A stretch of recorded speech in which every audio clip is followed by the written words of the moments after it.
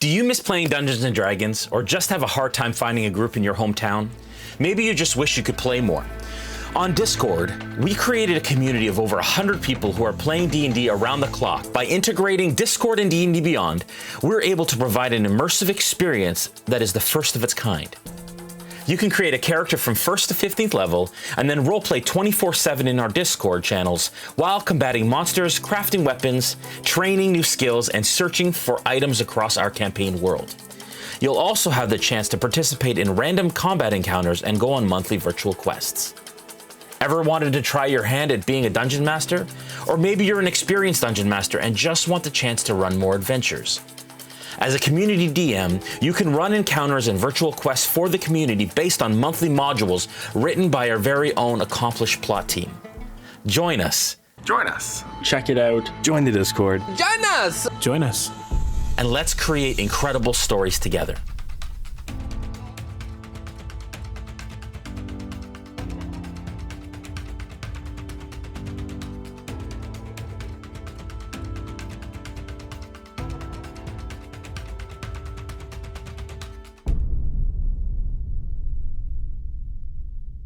Is money really worth all this? It's not about the credits. I've been looking forward to this for a long time.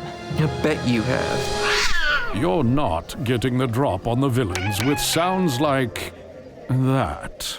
Your game needs Sirenscape. The Sirenscape online player has a huge library of epic sounds for any situation. Epic games need epic sound. Go to Sirenscape.com to get started today.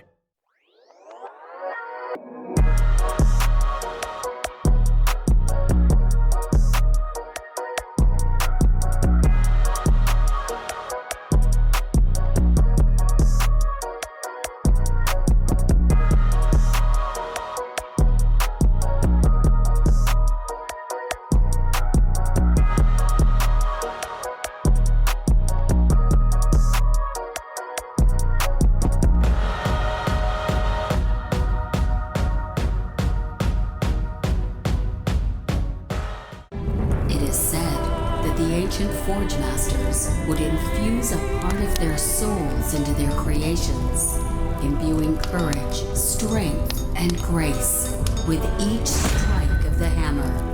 But somewhere, deep in a dwarven hall, the last of the Forge Masters is hard at work.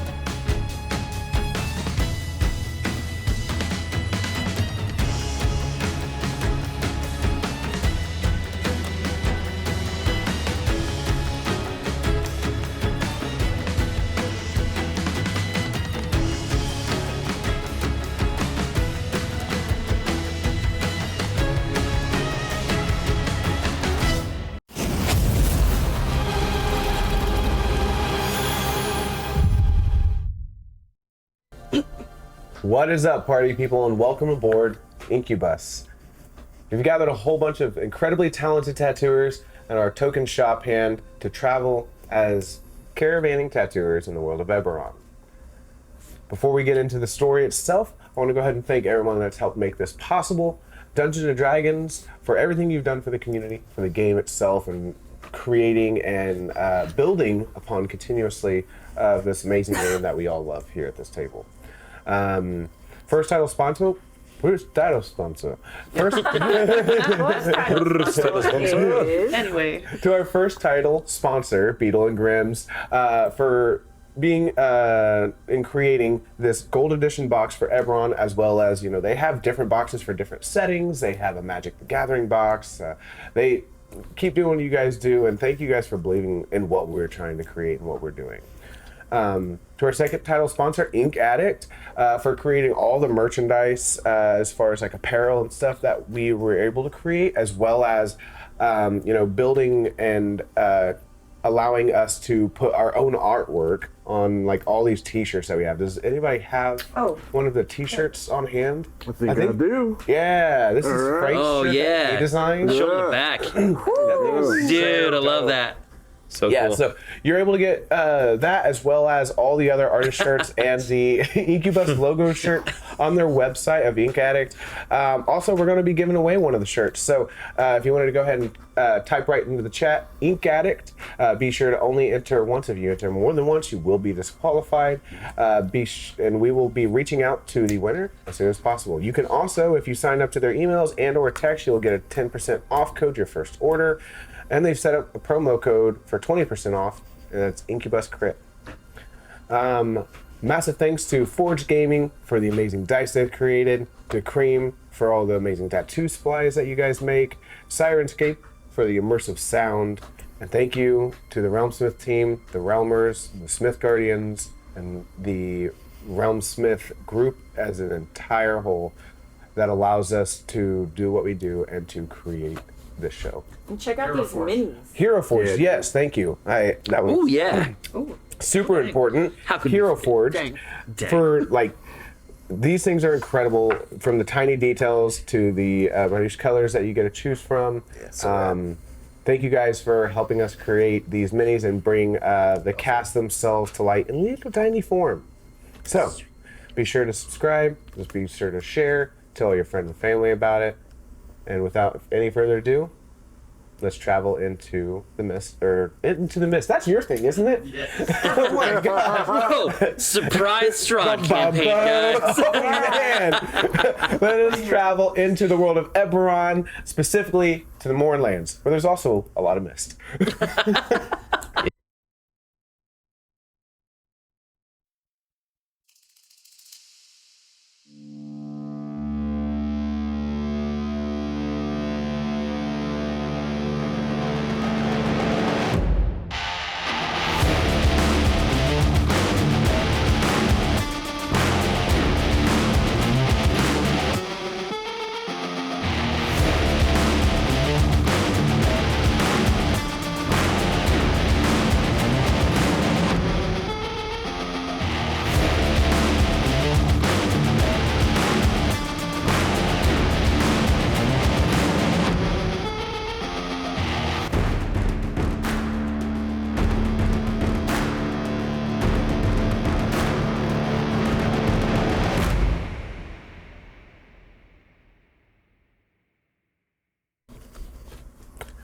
We last left off, you all had skydived to the ground into out of your airship, trying to cut off, trying to intersect, or trying to combat 3 Warforged on Velinar horses.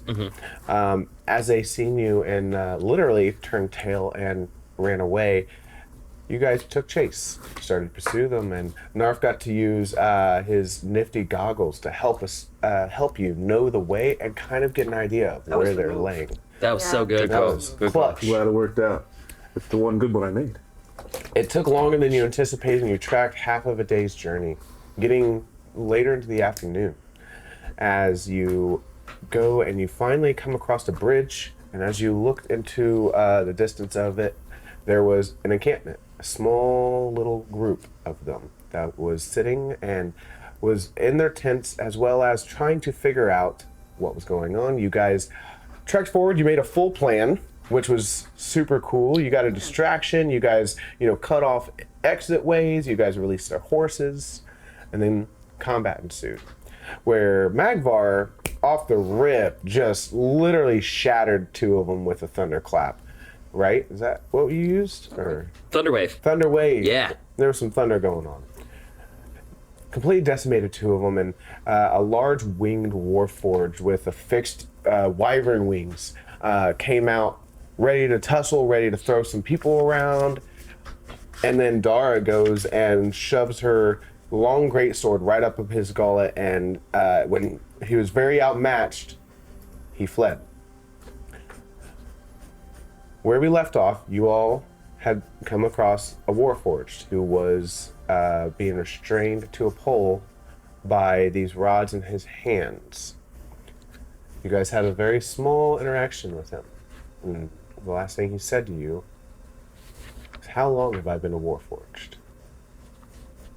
And that's where we pick up. No. What do you guys do? As you see this individual who is slumped down, he's covered in moss, he has grated eyes, and you can tell he has scuffs and battle wounds, and he has a huge dent in his head with little wires and that little tendrils of wood that are coming out of it. As he's sitting there, what do you all do?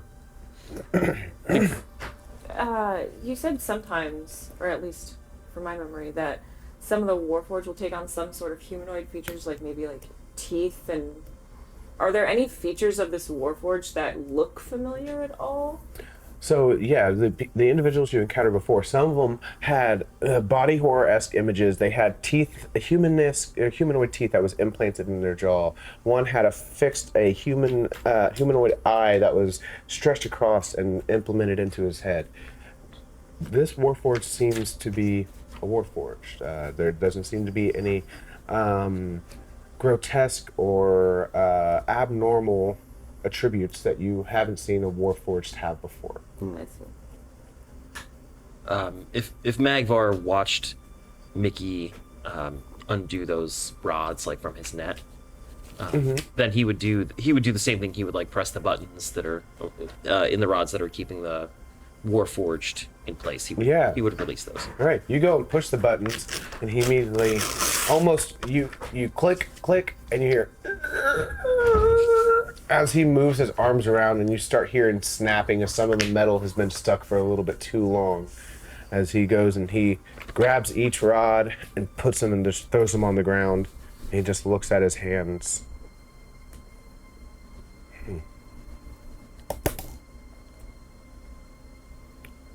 Who are you? Who are you? I need to get back to Sharn. As you see him start to step and try to move up, as you hear his knees start to creak as if they need oil, or his hips, and he's now standing. Where is Sharn? That town, where was it? Where am I? I don't know. You see him just pan and look in the distance. How far from Sharn am I? Dara maybe hears that. Says, Sharn is quite far away. Memory serves. The journey is at least a couple of weeks. The silver flame calls, I must go. As he starts to try and go, where's my weapon? As you see him take a step, he looks down at his feet, kind of rejudges. How long have I been a Warforged? As long as we've known you. You see him look up How long have you known me? Oh, not very long at all. Did you see any other Warforged around? It's strange because as this Warforged is, his head is kind of narrow, and it's pretty much just two pieces put together. It doesn't seem like this is an old Warforged, but that this Warforged had pretty much a single use. It probably was some sort of battle Warforged. The graded eyes protecting the crystals within that allow him to see. There's not many features that are expressed with this Warforged, but you see his deadpan stare at you. Many Warforged. I left. That's where I came from. Many, like me. Looks down at his hand. How long have I been a Warforged? Can I see if he is a similar model to Job? Job, go ahead and roll. Yep. Let's do.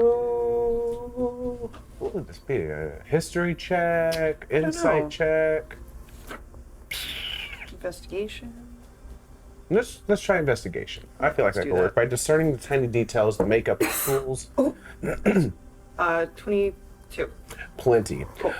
Not quite as old as Job. Okay. Definitely, there's some quirks within his character that resembles an older model, but he's not quite nearly that old. Okay. Does Magvar know what the Silver Flame is? I would venture to say all of you except Knarf have at least heard of the Silver Flame. It is a religious sect that is known throughout most of Corvair, specifically in Thrain. They are known for, in a lot of light, being good in the light of the people. Their biggest goal is to wipe out monsters of the earth. Okay. And some others find their acts a little egregious because there's no such thing as a monster.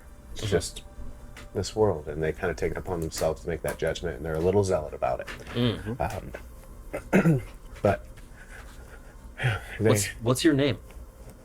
You see him look. Luperith. Luperith? Why do I know that? What is? 3 days I've been gone from Anthropia. Would Dara know where Anthropia is? Is that... Roll a history check for me.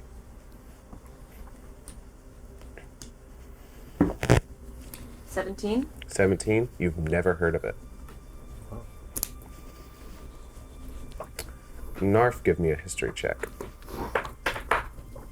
Where's that? I thought it's over here today.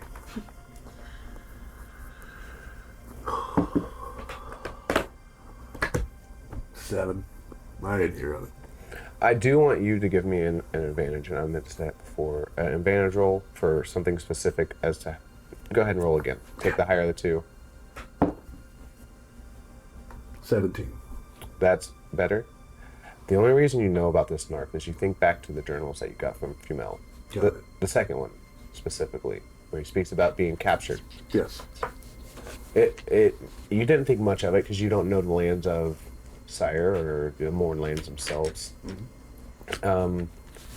He spoke of when he was captured, the disturbing and horror-bound Warforged made talk amongst each other about taking him to Anthropia. Okay. Where they would meet with the weapon of life. And I'd like to relay that to the team.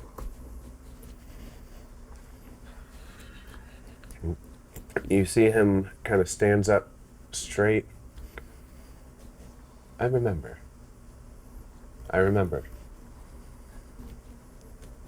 left 3 days ago. I'm coming.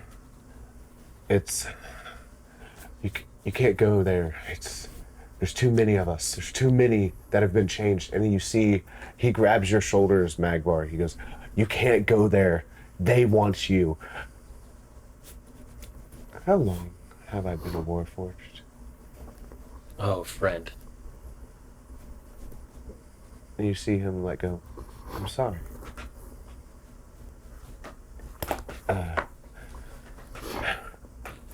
How far is Sharn? Smash the factory reset on this. Yeah. Get out of here. Yeah.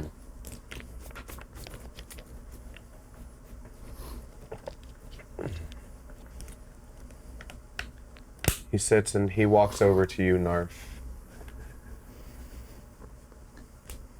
I don't like you. It's aggressive. Yeah, I mean, I don't think we know each other well. I don't know why. Maybe we'll both find out sooner than later. You see him sit back a little bit. That's harsh.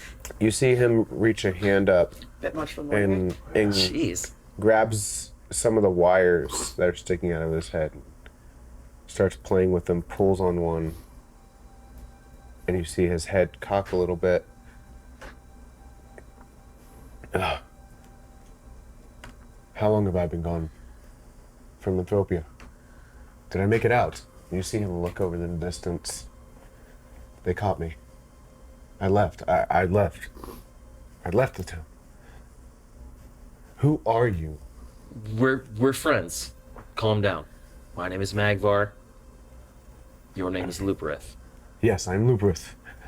I must make my way back to the land of Sean. You're very far from Sharn. How far? Wait, I was kidnapped. They took me. How long has it been? How... You can't go back. Magvar, they want you. There's a lot. How long have I've been gone? I was left. It was 2 days ago. You see it, the Warforged literally shake his head, and you hear some nuts and bolts kind of rattle and fall to the ground. He looks at him. It was 2 days ago. They caught me. How long have I been here? How long have I been gone? How long have I been a Warforged? Oh no. Can I know how to tune a coin machine? Can I make like a? Can I take a look at his head to see if there's anything that we can? Yeah, of course you can. Try to fix. Yeah, give him a bonk. Bonk. You make Blow a into the cartridge. general intelligence check. Okay. Unless there's a better If you method. touch his head and his eye, it'll take a screenshot. Okay, that's a 19. 19. Yeah. As he's standing there, he looks over to Dara, and you see in the area that there's some wires that are sticking out and some sparking on the inside, right where his memory unit, where it would normally be in correlation with especially earlier Warforged brains. You're like, there's some damage there. It's possible to fix. You've discerned that there is a problem, and you've discerned that there's a solution. You don't quite understand enough how to fix it yourself. As far as the inner workings of the head, you've never had a head injury so bad that you completely forgot who you were. No. Magvar has heard that healing spells don't work in the Moorlands, but he's gonna give it a shot anyway. He's gonna cast a first level cure wounds. Wonderful. All right, go ahead. Okay. It's a D8, right? D8. Okay. Oh. A 1, and then so with my modifier it's a 3. 3. You reach over Magvar, understanding that healing doesn't work the same in this land. But this is different for you. You're unaffected by this land. He's unaffected by these lands now, whether he understands it or not. You reach out, and within the power that you grab from your crystal, you all watch as it starts to spark and shatter out this static electricity that crawls up your arm. You all watch as his fingertips start to just connect these little pieces of lightning as he touches this Warforged's head, and you watch it ripple across his head, go inside this wound as you watch the interconnective wires, the strands of wood that have been separated, and the metal itself start to reconnect as you watch it completely heal on that side. His body is still harmed, but you healed that area. You gave him a little bit more life. And as you do, he comes to, he feels something on the side of his head. He looks at his hands, he drops it, and just shakes the Warforged head.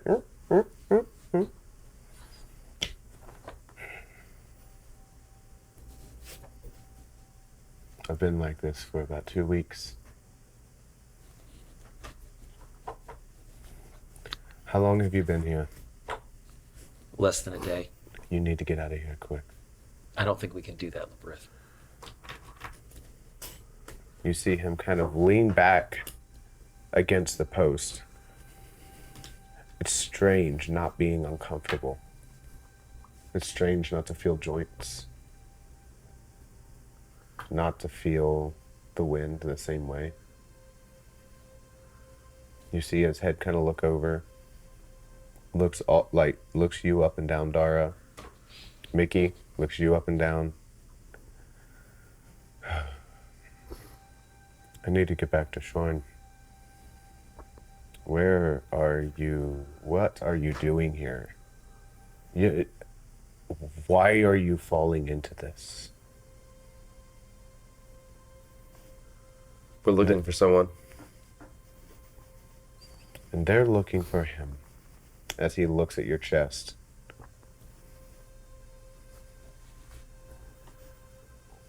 The creatures won't stop talking about that thing in your chest. I've seen you fighting and I've seen you use it. It's everything they've ever wanted. He kind of stands and looks forward. I have no idea what you all are doing with him. I have no idea who you are, Magvar.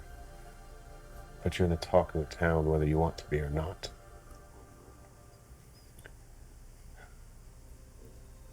I hope the person you're trying to find is worth it. You are, it's not far. If they are trying to get you, or if you're trying to go to where they are trying to lure you, you're not far, and you're on the right track. And I'm glad you're stupid enough to try and do it. Because at least he looks at his hands with holes in them.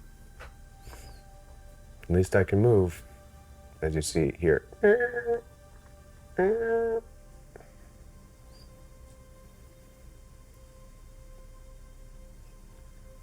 It's still fuzzy. I don't remember what it was like to be human. I wasn't human, was I? I don't much remember.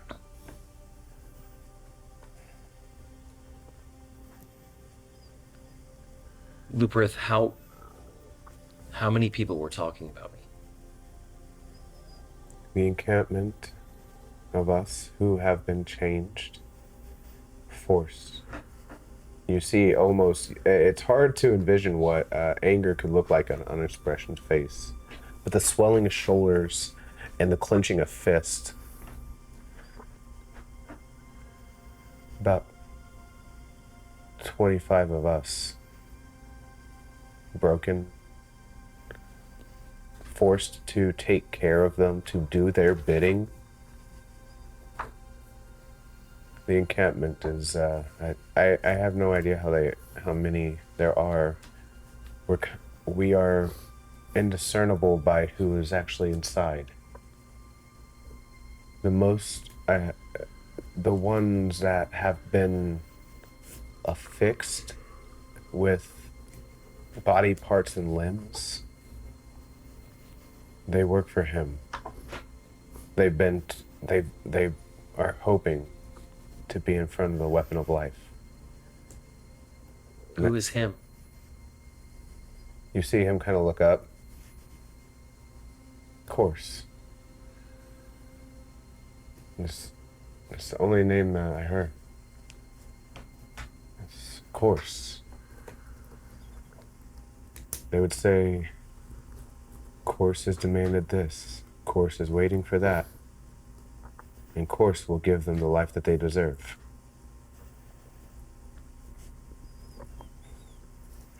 I wish I knew more, but it's mostly a blur before, and you see him kind of look forward. I remember waking up in a machine. I don't remember my life before that. My name, where I'm trying to go, and the most... You see his head sit up straight. I am a member of the Silver Flame. You see him stand up straight and almost proud. You see his shoulders relax down to his side. I am a member of the Silver Flame. And you see him look at you, Knarf.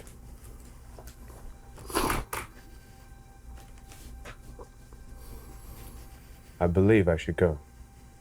I must go back to Sharn. One way or another. When we, after we killed the Warforged that were in this encampment, did we find any weapons? On them? Yeah.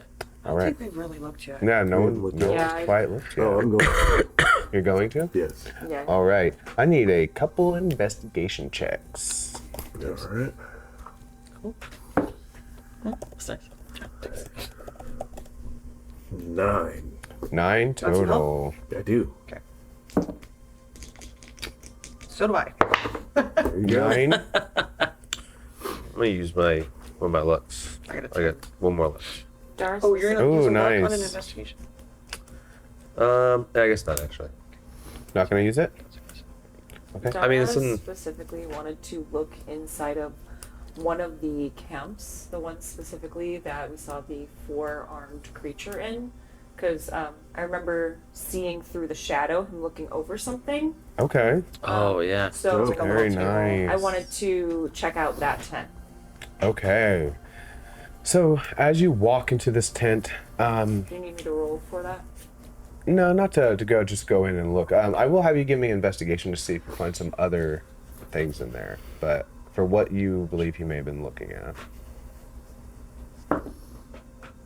14? A 14 total? Yep. Okay.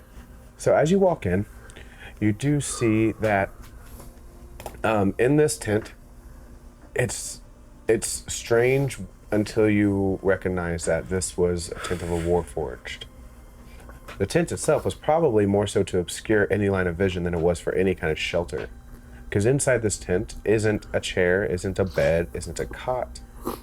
It's a single table with a parchment that's scrolled all the way on the side and a chest underneath this table.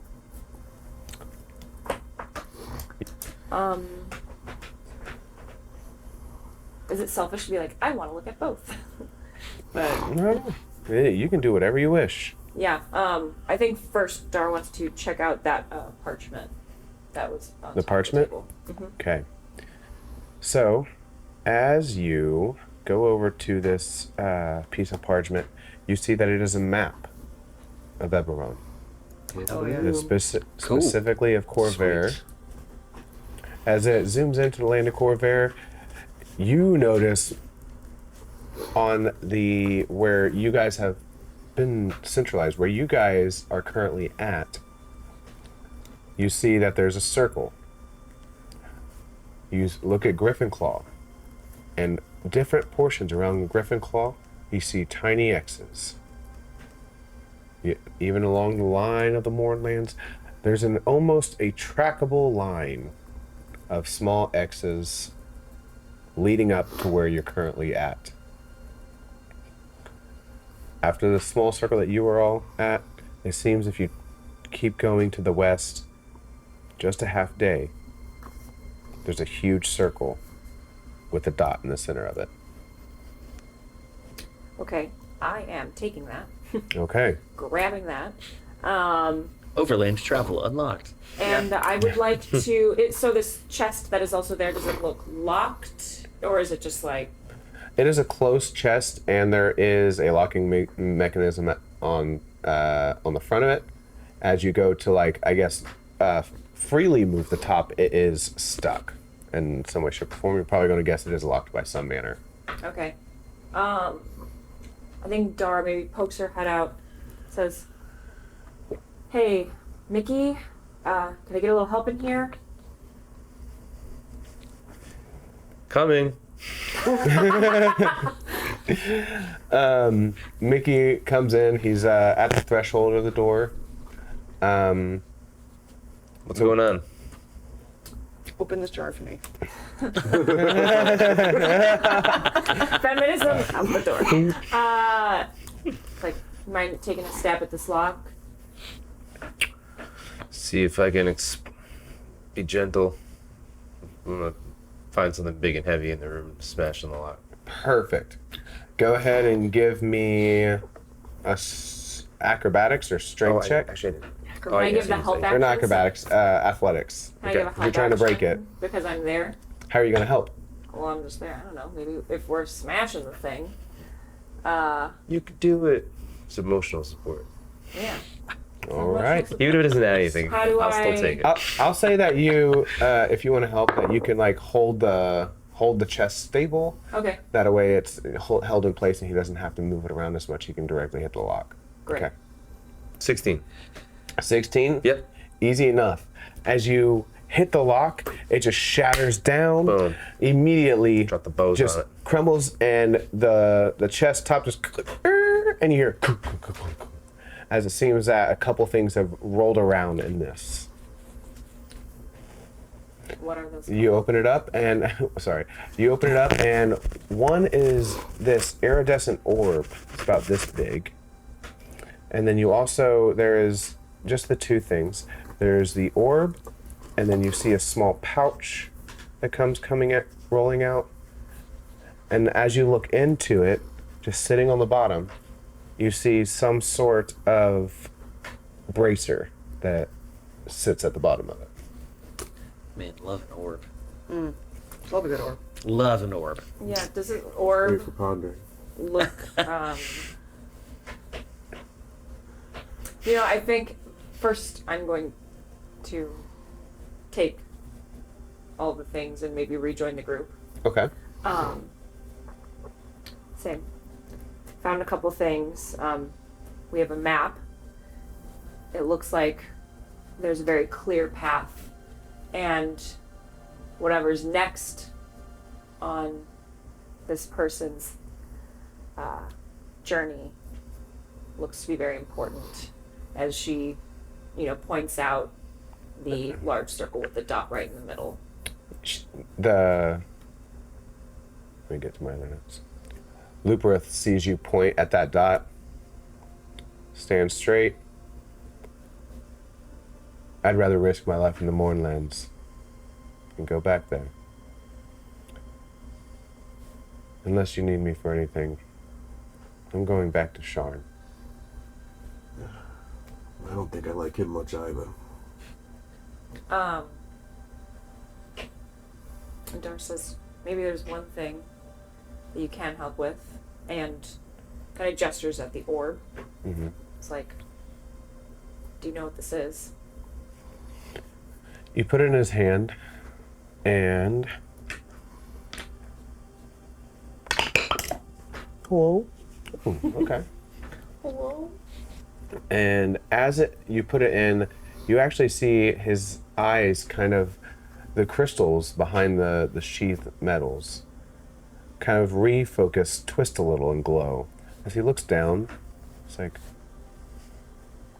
actually, yes. You see it turn. We sometimes use these as we travel. It's orb of shielding. This one seems to be the Lamanian flints. Oh, Magvar looks down at his the protective plate that's over his chest, and he's like, "Oh, this has lemonade flint in it."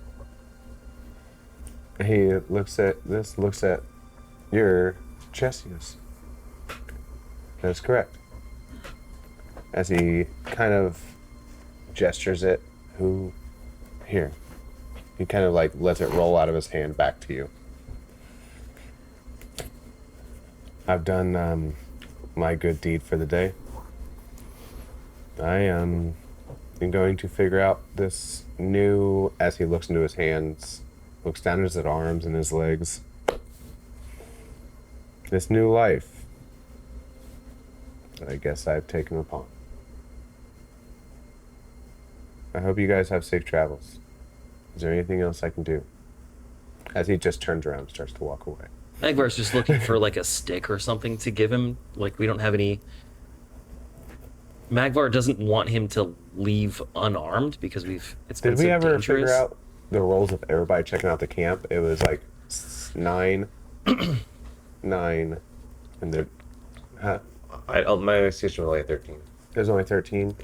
Actually, with 13, it was you didn't find that the two individuals that were that you completely evaporated. Wrecked them. Wrecked, son. They didn't have any weapons on them. But as you go and you look into one of the tents that they came out of, inside there you see a large maul that is just kind of like leaned up against the inside of it. It's also covered in moss and dust. It seems to be kind of old and weathered, similar to him. Maul. I'm gonna pick it up and check it out. All right. You look at it and let me get my stuff up. As you pick it up, you see that the head of it comes and there's moss that's kind of falling off it. There's broken chunks out of this. One side, it's a two-sided maul. One side has huge spikes that come out of it. The other one has just little tiny guys. How tall are you, Mickey? 6 foot. 6 foot. It's probably venturing close to your height, as far as like from the bottom of it to the top. That's kind of like dragging it out of the tent. Is it heavy? Yeah, it's super heavy. Like heavy for Mickey to wield? You could wield it with two hands. What's your strength modifier? +2. +2? Yeah, you can wield it with two hands. Yeah? Yeah. I drag it out and I yell at Magvar. Magvar! Check this out. Check it out, Magvar. Okay. Okay, Mickey. Okay, Mickey. Okay, Magvar. And then he takes the maul from him, and I guess if we have a couple minutes to look at it, he's gonna cast Identify. Okay. Yeah, go ahead. Cool. I guess I cast it as a ritual. Oh yeah, sorry. I forgot. I thought there was a roll for that. Oh no. No. You take 10 minutes. Sorry. I do? Okay. All right. That's good. No. As you cast Identify, how does Magvar cast Identify, by the way? I know that we've done it a few times. How does Magvar specifically utilize that spell? I think that Magvar's magic is kind of divided in half, right? It's the cleric magical divinity that he taps into to utilize the crystal in his chest, but then he also has a very like arcane wizard, like a really investigative approach to magic, like the building blocks, understanding like the math and the theory behind everything. Primarily, I think that's been pointed inward to understand the crystal itself as an object.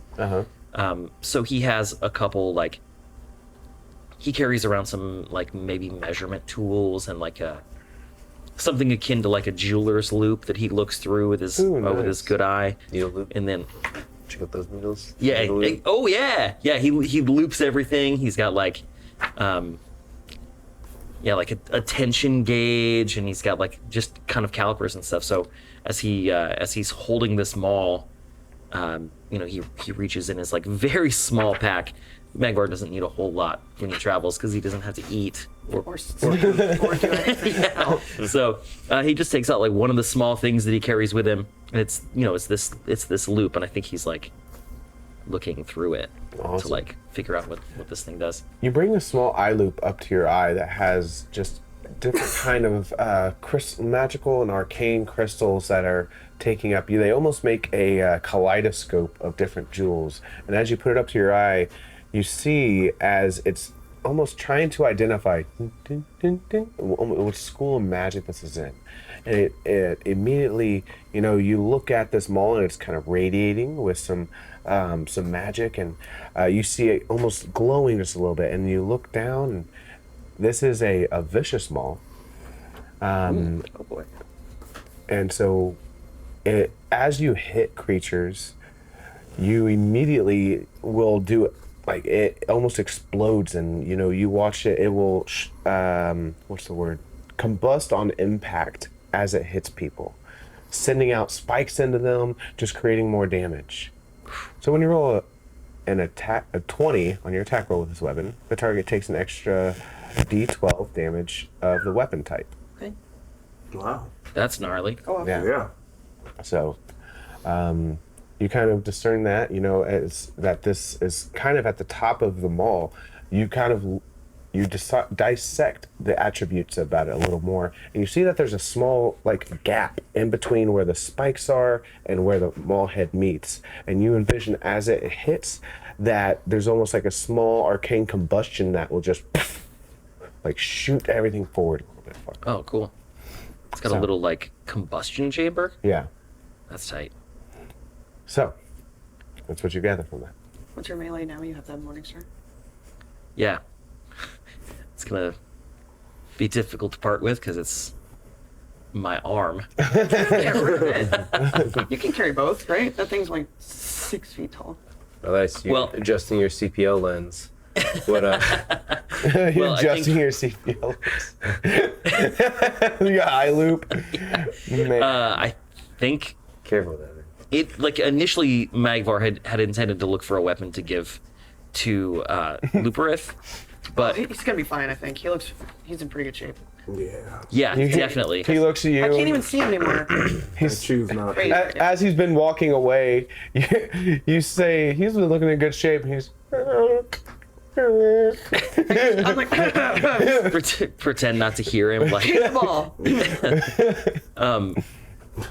Dara, are you You're doing great, bud. interested in wielding this weapon? Is it a two-handed weapon? Yeah.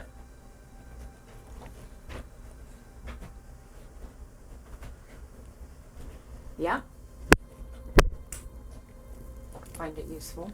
You should take it. Okay. So when you take this for the mechanical purposes, when you roll a 20 on your attack, the target will take an additional D12 of piercing damage. Proficiency with maul allows you to add your proficiency bonus to the attack roll for any attack you make with it. We'll do some adjusting on that. That sounds a little strange. Okay. But for the time being, you get some extra damage on an @20 with this. As you go ahead and take your newly bonk machine. My bonk machine. Thanks for the bonk machine. Mickey, He's really excited. Mickey sees Magvar give it to Dara, just watches the exchange, and her say thank you, and he goes, You're welcome.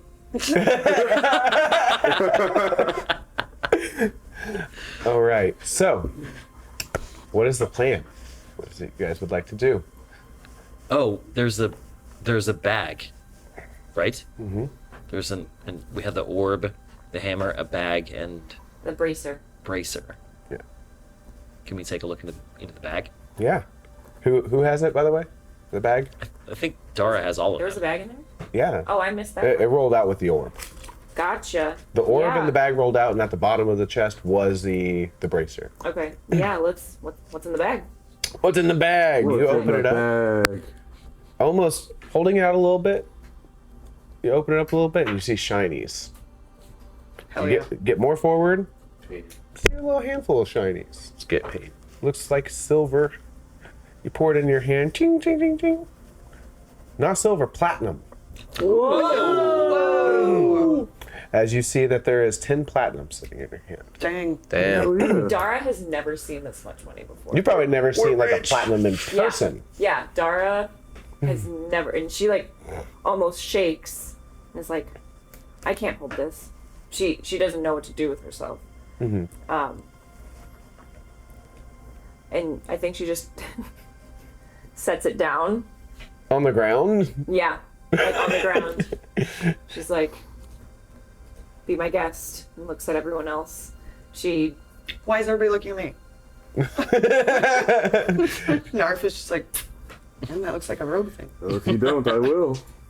I'll keep it safe. And I just kind of scoop him up and put him in my numerous coin Right. pouches. You can go ahead and add 10 platinum to your inventory. Got it.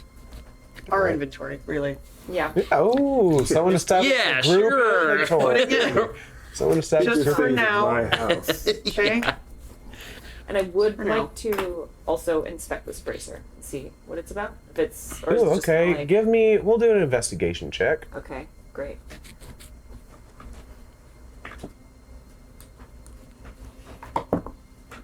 $12? 12. It takes you a second. You start looking around it. There's some almost indents in it. It is a thicker bracelet. It's about this thick. So you're like, why would somebody wear something, so bulky on their wrist? As you start to look at the brackets that are on there and some of the loops where the leather strap, you hit a button that is on like the lower portion on the wrist, and all of a sudden there is a piece that jettisons and like almost launches forward a little bit as you see a wand come out of the top of this bracer. Oh, wow. You, Mickey, have 100% seen these before. A lot of people, especially in towns, use them for different reasons. And specifically, you guys had, you remember back to when Hellbent one time sent you on a supply run where you were sent to go and retrieve manticore spines to create needles, in which you encountered an individual who was affixed with multiple of these things. Oh, yeah. And so you would know that this is a wand sheath. A magical. Does it only hold one? Does it look like it? This looks like it only holds one. Okay. Didn't you have multiple? Am I remembering that right? I can't remember. The plague doctor guy. Yeah, he had multiple, Okay. but he had one on each arm as well. Got it. Let me go ahead and give me an Arcana check. Me? No, Mickey specifically. I'm sorry.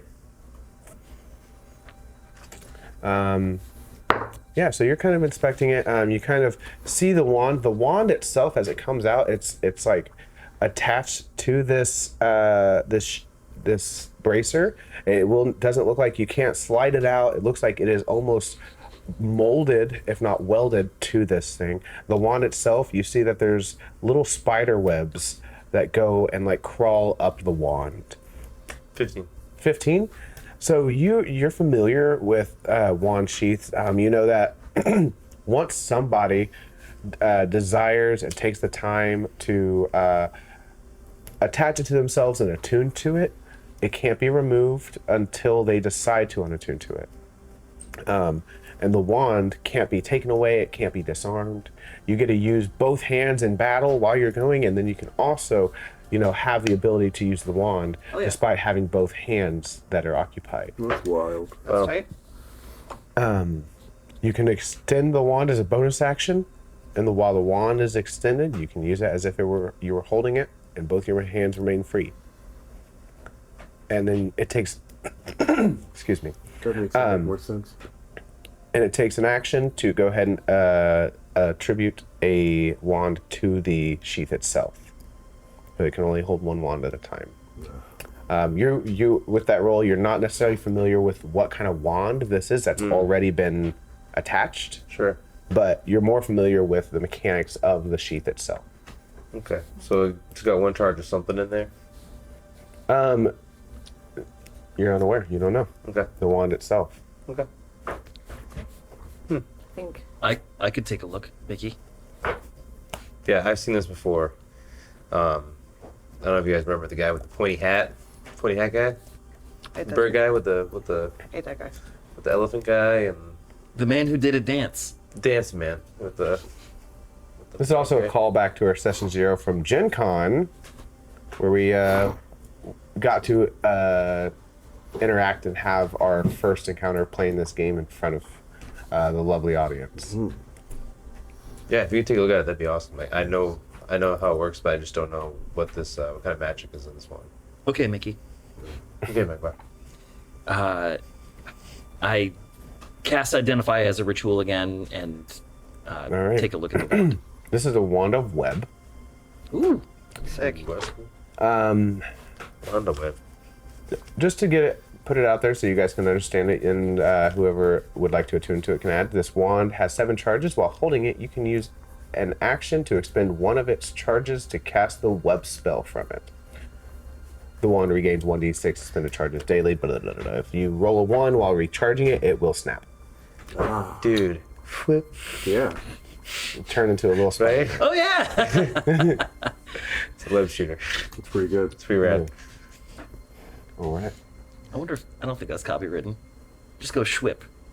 Schwip. So many comics books say Flip? Schwip. Flip. Doink. Bonk. All right. Web. Yeah. Squirt. Classic. Good. So we're all getting we're all getting far. comic book graphic sound effects. Yep. That's- Yeah. We got bonk and thwip and Bonk. Flip. Web. whip. Just in My comics were very literal back in the day. Punch. Another punch. All right. So you guys have went and did a little looting. Check out all the goodies. What is your next steps? I think Dara is pointing at the map. Says, we have to make it right here. Maybe we take a rest, regain ourselves, and head on our way. Head on. Head on. Head Head on. on. Okay. I agree, Dara. That Warforged, he's gonna make it back to wherever their camp is, wherever their city is, before we can make it. We know we're gonna find it. We may as well rest. in the Big Ten. We should all stay at the Big Ten. Wait, yeah. Living room 10. Don't split party. Looks roomy enough. Living room 10. All right. So, is there anything else that you all would like to do for this night? If you guys are comfortable, you guys are also welcome to go ahead and prepare stuff for the next day. As you are going to, we're going to speed it up just a hair. It's only a half day's travel. You guys be sure to be diligent and take a path in this Mournlands that seems the safest. We can take you to the spot on the map.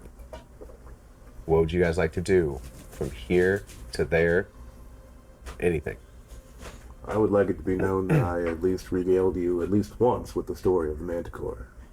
Yeah. Ooh. Can how do you regale the story of the Manticore? How do I do it? Yeah. Orally, as I do most things. Bonk. All right. Would you mind hearing the story of the Manticore? It's been a while since I've Please. told one. We never get tired of this song. All right. Down in the cave where the Manticore sleeps, where the darkness abounds and the dragonflies speak, this brave order of 5 did begin our descent, with cunning and guile, on the words of Hellbent. Though not the only ones there, but then what's a few more? All opposition neatly packaged, post-haste to death's door. Yokai's mage hand, so dexterous and nimble in flight, made quick short work of any traps by the aid of my soft dancing lights. Verdant barricades of emerald sought to bar us from entry. But if you think that would stop us, you just haven't met Mickey. With a shake of his matches and a change of his mind, this landscaping was so infernal, it even warmed Magvar's behind. We did catch you on fire that one time. Again. That was the first time you caught me on fire. Fond memory. There you go. As the Kinku's aggression crescendoed to a fever pitch, Dara stamped that right out. Daddy Dara made Kinku her bitch. None stood a chance, not Loxodon, not Manticore, nor pointy-hatted Puss. But, let us not forget, I did spend half that fight stuck in a bush. Oh, it's amazing. For those of you who haven't checked out our Session 0, you can find it on the RealmSmith channel as well, and that is such a dope reenactment of what happens. That is so cool. I'm glad I got to use it. That's awesome. Yeah. Me too. I'm so glad. I think that really Daddy Dara. Daddy Dara. Yeah, you like that a lot, don't you? Dara's puffing out her chest, feeling pretty strong after I did really make that guy my bitch, huh? Kind of lean on your new maul, just kind of lean in, listening to his story. Is there anything else anyone would like to do? And probably we're looking around the next night and half a day, so. I think I'm gonna spend some time getting that one spider web. Ooh, web. That's it. All right. Try to figure that out and get that going. Yeah, you go ahead and get attuned to it. So you now have a wand sheath with a wand of web on it. Dara, you have your new maul. Yokai, you have a purse full of coin, gang of platinum. And then there's an orb floating around. I don't know where it's at. Yeah, Magvar's currently holding it. He's examining the sort of fragments of Lemanian flint on his chest piece, the protective plate, and I think he's trying to figure out a way to combine the effects of them to further reduce the energy spillage from the crystal within it. Ooh, okay. If you could give me a... It's going to be an Arcana check. It's going to be pretty high, Magvar. This is a pretty large feat to try to adorn your fixed armor with another magical component. Okay, so if that is the case, Magvar is going to cast guidance on himself. I would say that, and correct me if I'm wrong, that would Magvar possibly seek help from Mickey for something like this? Yeah, absolutely. I would say through a night and a day, that's something that you two with your relationship would probably do. Bring out my tools, my little crafts tools, and lay them out like a little rolled out leather, all little pieces and stuff, and then help assist them. Where are you gonna put it? I don't know. In his chest? Wherever it will fit. I think this is Magvar takes off the plate and hands it to you. It's probably the first time that he's let you hold the plate. Yep. The tent is probably awash in the glow from the crystal, the dragon shard in his chest. I think he just says, "Mickey, can you help me?" I'm gonna take the orb and maybe try to create some kind of grafting, some kind of hold it in place, some kind of 3-point shell that kind of holds it in a little glass. Ooh, nice. Yeah. Almost like a jeweler's kind of. Yeah. Okay. Go ahead and roll me a Tinkerer's tool. You can add.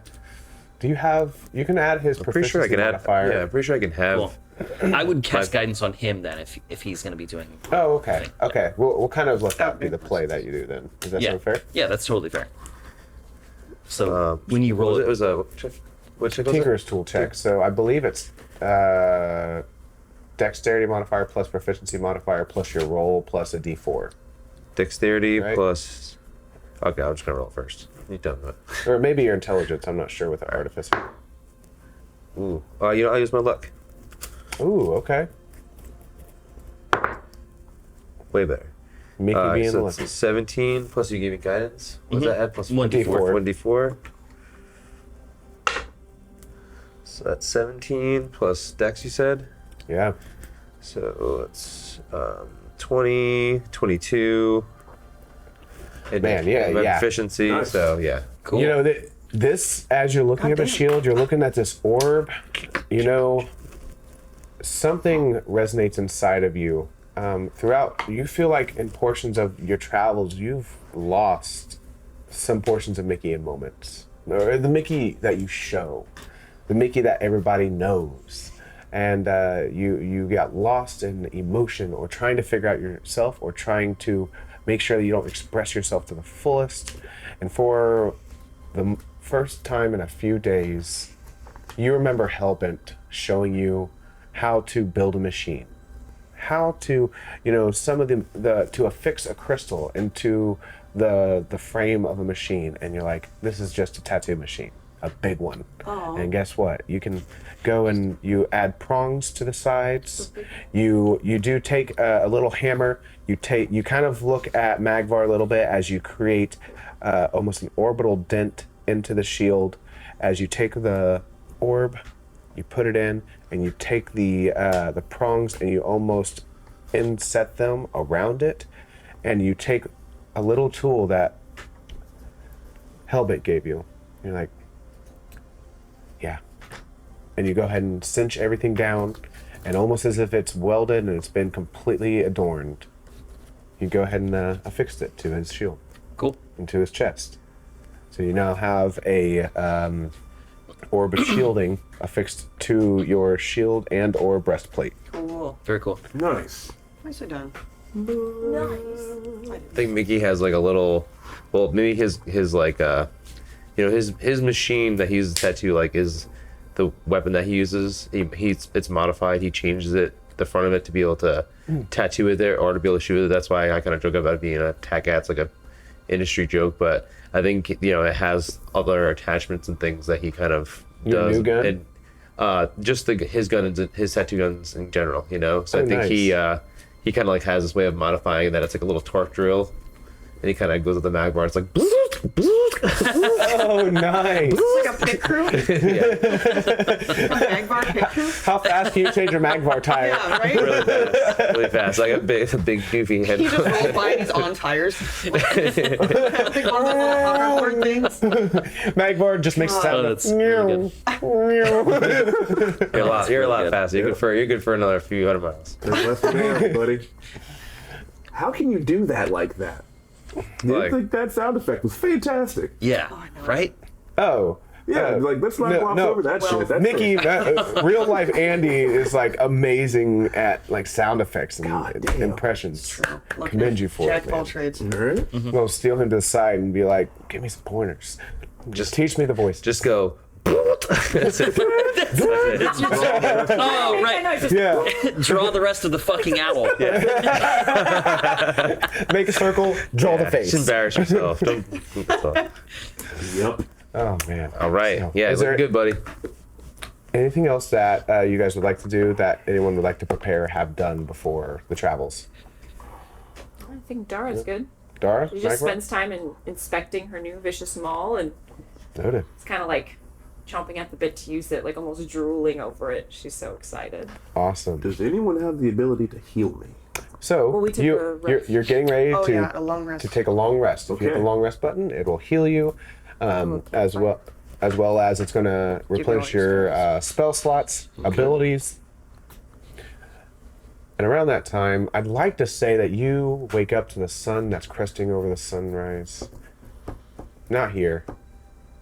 The only thing that happens is as the darkness comes, horrors just elude in the distance. You hear screams and snarls.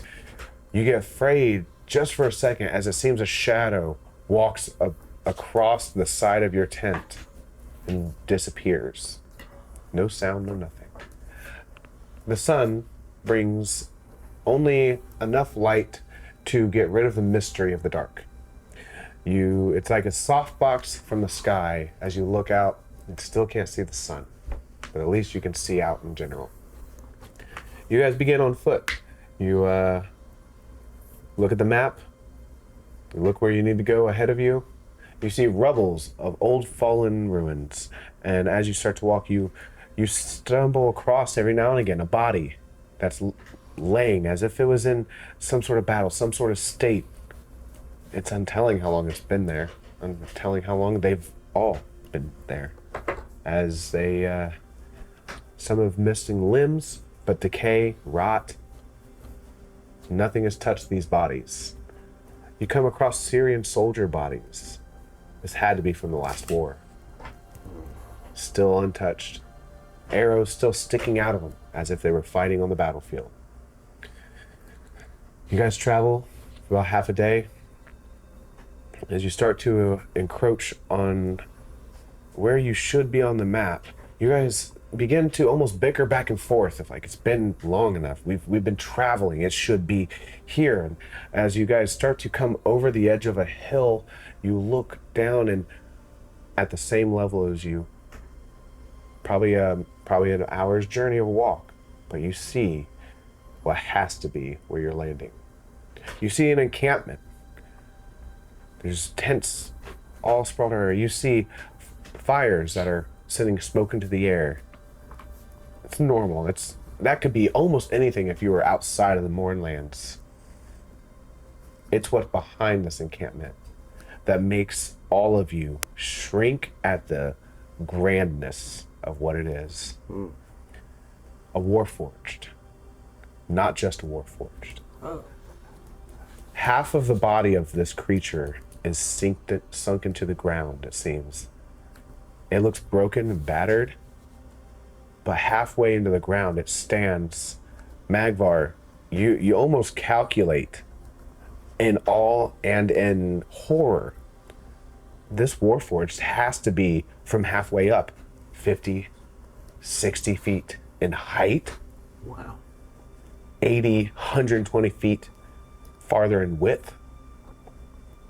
There's a Colossus Warforged that has been sunk into the ground, used in the Great War that you guys only heard stories of to decimate entire towns. It sits there and you see two glowing eyes that just resonate. Ooh, ooh. As it seems as this creature has been encompassed and is almost a domicile looking over this encampment. Welcome to Anthropia. We're going to take a break. Ooh. Wow. Ooh, cool. Do you miss playing Dungeons & Dragons, or just have a hard time finding a group in your hometown? Maybe you just wish you could play more. On Discord, we created a community of over 100 people who are playing D&D around the clock. By integrating Discord and D&D Beyond, we're able to provide an immersive experience that is the first of its kind. You can create a character from 1st to 15th level, and then roleplay 24/7 in our Discord channels while combating monsters, crafting weapons, training new skills, and searching for items across our campaign world. You'll also have the chance to participate in random combat encounters and go on monthly virtual quests. Ever wanted to try your hand at being a dungeon master? Or maybe you're an experienced dungeon master and just want the chance to run more adventures. As a community DM, you can run encounters and virtual quests for the community based on monthly modules written by our very own accomplished plot team. Join us. Join us. Check it out. Join the Discord. Join us! Join us. And let's create incredible stories together.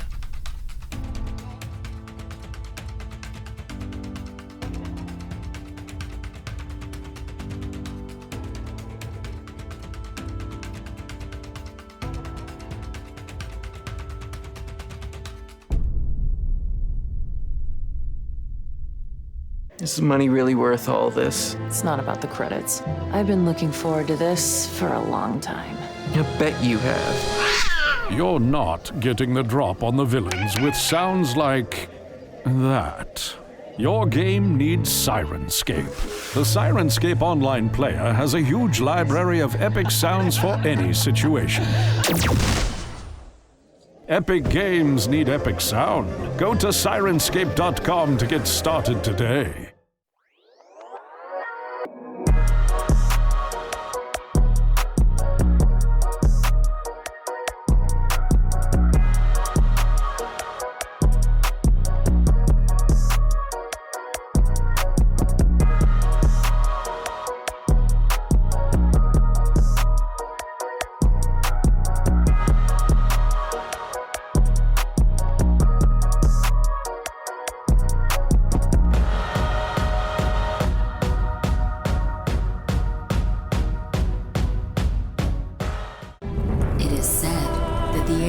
Forge Masters would infuse a part of their souls into their creations, imbuing courage, strength, and grace with each strike of the hammer.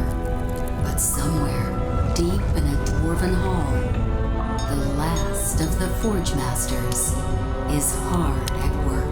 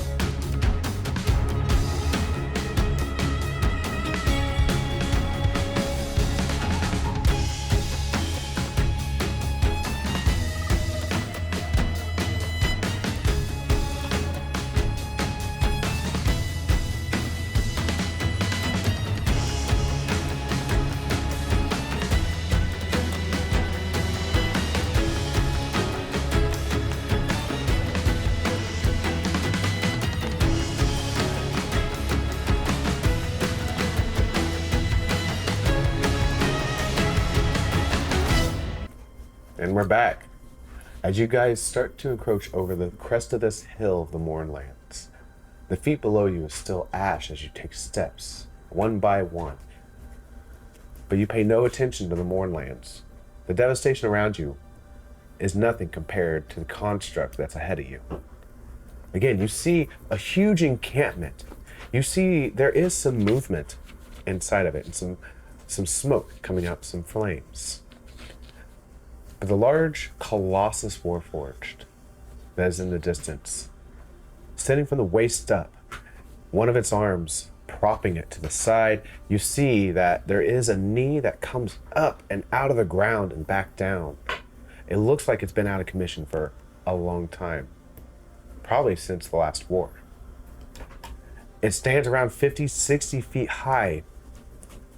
There is large bounding, as if it was like almost paladin-like armor that the shoulder caps come and crest over the side. You see large constructs and come out of the back as if they're metal wings.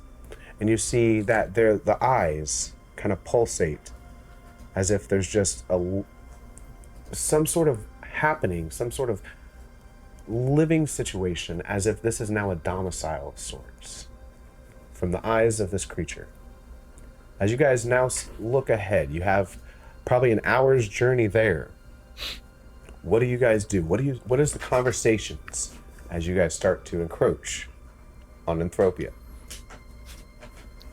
Have you ever seen one of you that large?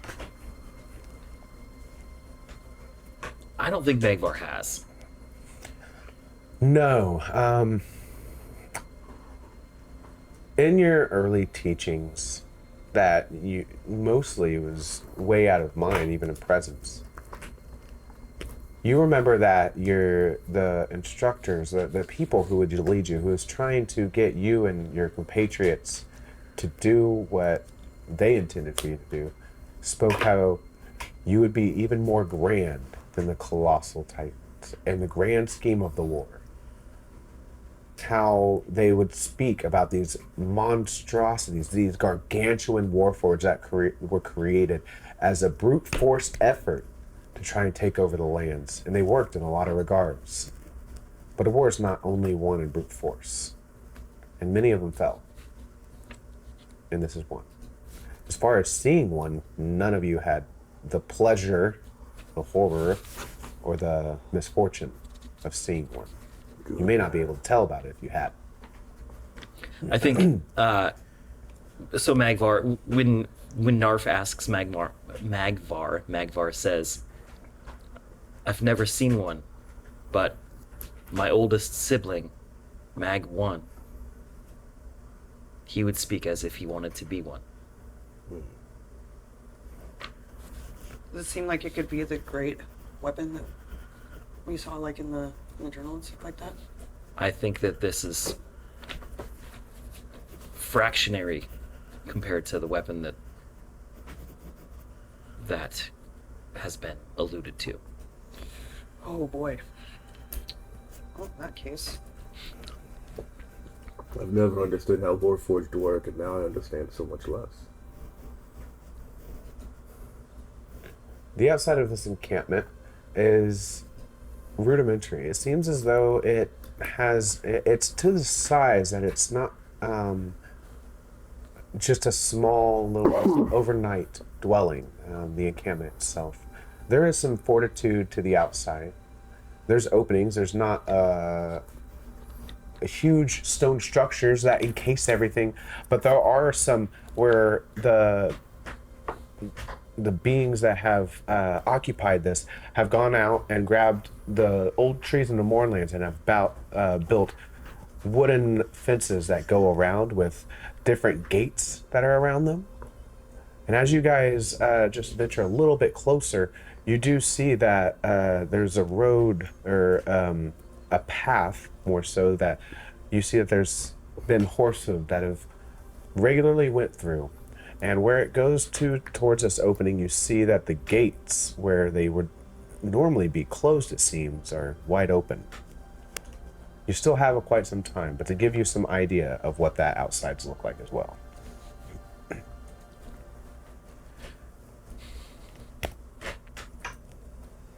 What is your plan? Stroll right in, or I mean, do we want to have some people kind of at a post, an outlook, and then send people to talk? Like, how should we approach this?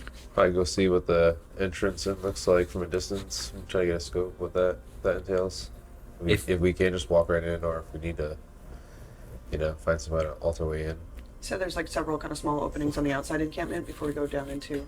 Yeah, there seems to be the most western view, which you guys are currently looking at. There's a small southern gate on the right side that you are looking at, as well as there is a northern gate that you can see, but those two are closed. If what Luperith said is true, the most dangerous people in this encampment are looking for me. I think if we stroll up to the front, it's gonna be good. It won't work well. Yeah. And, judging by how friendly Luperith was to me, where I would normally strike up a conversation, I would imagine I should also recede into the background, at least until needed. There may be a way to get in with you in disguise, or maybe an alternate way in, some back door, or... I just don't know if we're going to be able to disguise certain elements of you, Like, I don't know how attuned to, like, your own crystal energy other Warforged are. I don't know if you go close enough to this, they're going to get that same kind of like pulsing feeling when you're around other crystals like that. Do I have any idea if that would, like, in other Warforged sense, like the energy source? From what your experience of when people recently, for the first time in years, when you've been recognized as of recent, it's never due to like an energy. They either get close enough to gleam through the shield and see the glow, you have it off entirely, or they see the inscription of Magvar on your chest. It doesn't seem to be, a supernatural sense they have. It's more so sizing you up from what they see, what they've been told, or what they've heard. In that case, if we can obscure your face and you can still see, then maybe. But I don't know if we're gonna be able to disguise it well enough. I mean, I could maybe completely make it look like you're not here. How? What do you mean, Mickey? Well, I've been working on this one thing, this one ring. I don't think that's finished yet. Actually, I think there's a new information coming out soon. A streaming service near you. I think if I help you with this, I could maybe make you just disappear while we walk in. I mean, how long? It's a great question. An hour? As long as I can focus on it. I mean, it's pretty new to me, so it won't be for much longer than that. Well, if that's the window that we have. I haven't tried it myself yet either. I have to tell you that also. Did you get his ring size? Because I think there's a big difference. Quite a there. disparity between the left and right. It's like giant fucking finger. Yeah, just like rivet it to him again. On his shoulder. Yeah. You just rivet to the end of his finger? Yeah. Yeah. Yep. All right. You take a bolt. All right. Are you actually doing this? Yeah. All right. And Magvar, you stick your finger out, and he goes to put the ring on, and doesn't I quite. look him in the eyes too while I'm doing it. And you just you reach down and you grab a large rivet You don't screw have a choice. and get it all the way stuck in there, and you take 1 point of piercing damage as if a piece of bamboo is being shoved underneath your nail. Ow, Mickey! Ow! Shh. It's okay. You now have a ring of invisibility, I'm guessing? Yeah, what would you call that ring?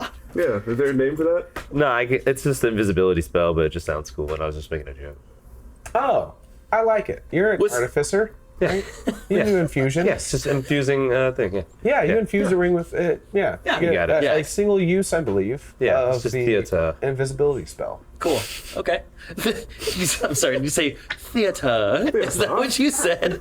I said it's just theater, I'm just joking around. No, you said theater.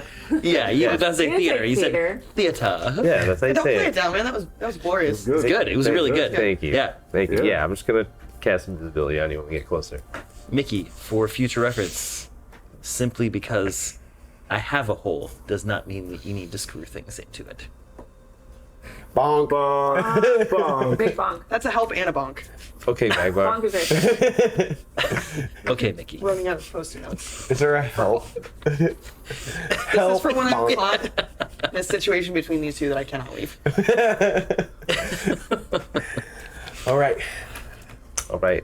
What is the plan? What's either marching order? What's the encroachment? What are we trying to do? What are you trying Where to are we do? going? Where are you What going? are we speaking to? Where are you speaking to? I think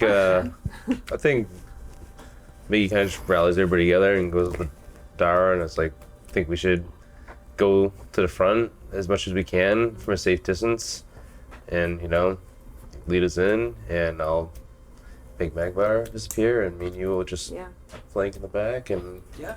Is there anything on this map that gives a little more roll with this, insight? man. I'm gonna hang in the back, yeah? Yeah. So what you can see ahead as you guys get closer, I would like you to make me a perception check.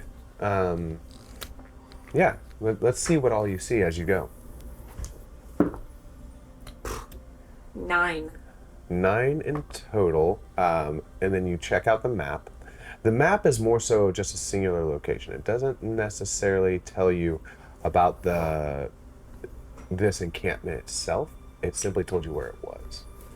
As you got closer, it's kind of hard to see. The winds have kind of picked up just for a short bit, and some of the ash is just obscuring the line of sight that you can see. If somebody else would like to try, or if you'd like to get closer, you're more than welcome to try. I say we get up closer. I mean, there's. I think whether we sneak up there or we walk up there, it's going to kind of look the same if we're not trying to obscure ourselves in any way. You know what I mean? Okay. As long as we don't charge forward, I think sneaking and walking are going to be kind of the same thing. You know what I mean? Yeah, maybe we keep Magvar all the way towards the back, so that way he's like the most obscured. If someone was to see, Well, you're like, going to just cast down. invisibility on him, right? Once you guys think we're close enough, yeah, whatever. Okay. Yeah. Maybe Does when we're it seem like we're 20 minutes away from the gate? or- Between your conversation and stuff, yeah. You're probably only a mile or so out, so about 10-minute walk or 10-minute. You want to cast it now? Now is the Yeah. time. Do we see like any like battlements or a gate or anything? Okay, so as you start to even get closer, the gate is completely open to the Mournlands. As you start to see in, you do see some Warforged that are kind of just walking around. Some of them are actually, it seems like they're looking, but not as if they're looking out, they're looking in. It seems like they may be a little lost. The ones that you see that are walking near the front of the gate, you see one that's kind of narrow-faced, has 2 huge eye sockets. It's wearing a nice blazer and a tie as it comes down, and he's kind of just walking around and looking. And then the other one that you see is in more so like robes of almost like a worshiping nature. And he's kind of just like meandering around, kind of see them have some sort of engagement, and kind of walks off a little bit. That's kind of what you see as you walk forward. Okay. Yeah, I have a ring that's like also adjacent to that one. I kind of give it a little twist. When I do, I cast visibility on Magvar, and he just like vanishes. All right. You all, the 4 of you, begin to watch as behind you, footsteps are still going, but Magvar is gone to your vision. As if a blink, not an evaporation, he's no longer there. But his steps seem to follow a little bit in the dust. So, as you guys get... Am I still here? Yeah, you're invisible to yourself, right? Cast invisibility. Yeah. See yourself? Yeah.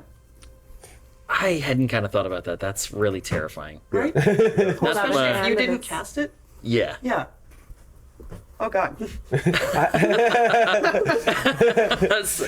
ooh. I don't know if any of us right? knew that you were going to cast that either. Yeah. You just drilled it right on the end of his finger. Well, Magvar just all of a sudden. That would be terrifying. Magvar just... Yeah. Mickey just reaches back and just dunk, dunk. Yeah, you're here. Cool. All right. There. He's always doing some percussion to kind of make sure that things are right, I feel, Mickey. Just bang on it. All right. You guys start to walk towards the gate. Ahead of you, you see that there is the individual that's in the kind of tie getup. Kind of looks around and kind of... You guys aren't trying to hide, or you guys are walking in. What is your plan as you get towards the gate? I think once we start to get closer, it would be good to try to stealth, just to avoid making any extra noise. Okay. If I could go ahead and get a group stealth check, Magvar with advantage. I'm gonna need it. Because I have disadvantage. Ooh, lucky sevens. Why am I rolling to? It looked Great, nice. great.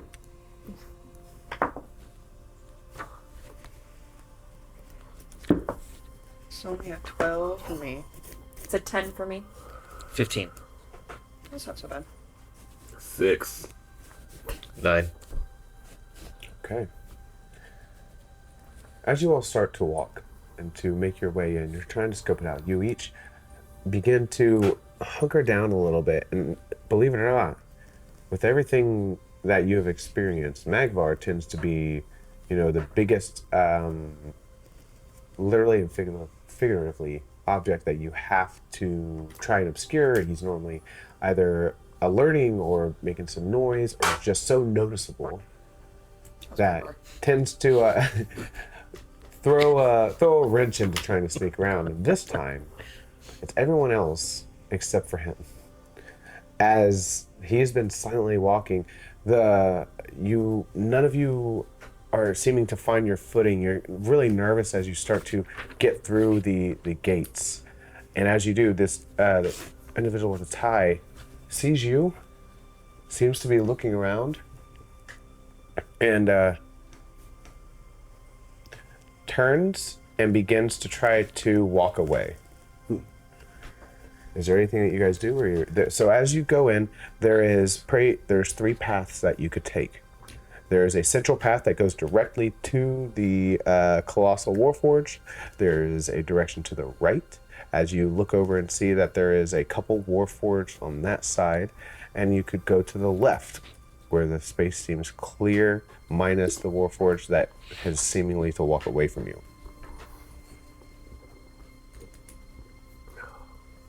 Which direction are we thinking of going? This is really hard to get there. Keep falling off rocks. Where are we? Where exactly are we trying to get to? What's our... I think we should find course. Yeah, we gotta say something to these guards. We gotta give them some kind of little fib of why we're here. Mm-hmm. Okay. Tell them that you have information about me. Right. That could work. Not a bad idea. Mm-hmm. Not a bad idea at all. Now, if I know one thing about people in power, they usually live in the nicest place. There aren't a lot of nice things here, but there's that. And I point to the large, colossal warforged with the lights in the eyes. Okay. I think it's time for your first consultation, Knarf. And that man right there is your client. I point to the guy with the goofy tie. Guy with the goofy tie, almost a seemingly picked up speed, is just trying to walk away. What do you do, Knarf? I say, hello there. It stops in his tracks. As he stops at such a abrupt pace, a dust kind of gets hit forward. Mm-hmm. He's turns slowly.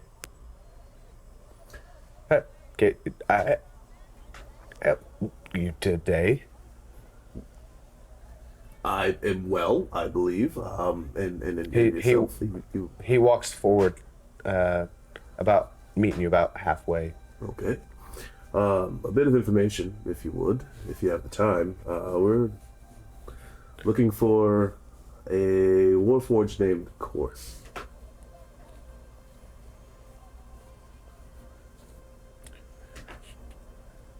I'm sorry. I don't know that name. All right. Well, is there anyone who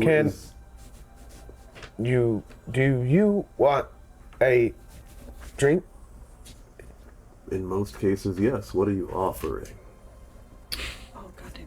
Anything for the changed? Ah. You think I'm exactly what I am? Yes, I would love a drink. What would like?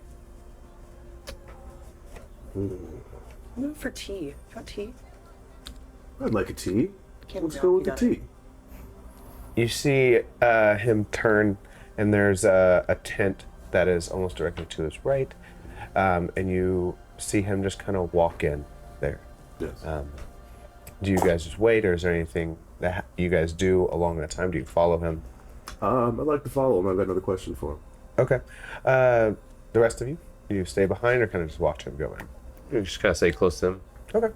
I'd say that you can kind of stand at the edge of this little tent, and as he goes in, you see that there is a small burner that is in this tent that is on a table. And then there's a pot that is almost like a boiling pot. He goes over, he grabs turns the lamp on, starts the fire. You see him almost silently just put a kettle on there. He goes, oh, no, tea, no, please don't hurt, no tea, no, don't hurt me, please, no tea. And he goes and grabs a thing of coffee grounds and just puts it into a damp cloth, or sorry, not a damp cloth, a cloth. As the water starts to boil, he pours it in, and he just frantically plummets it in there.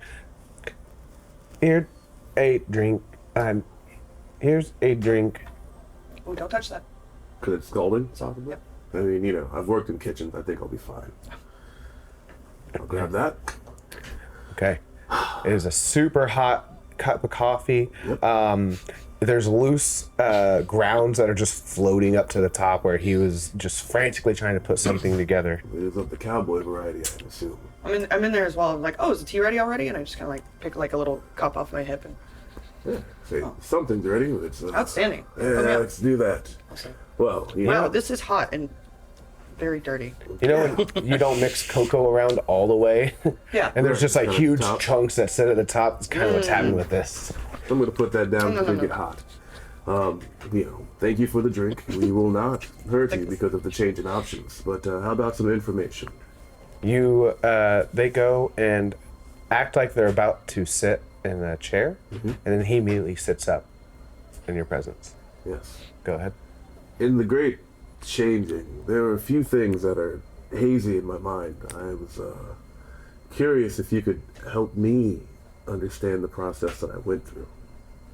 What do you know of the great changing? You see him kind of stand up.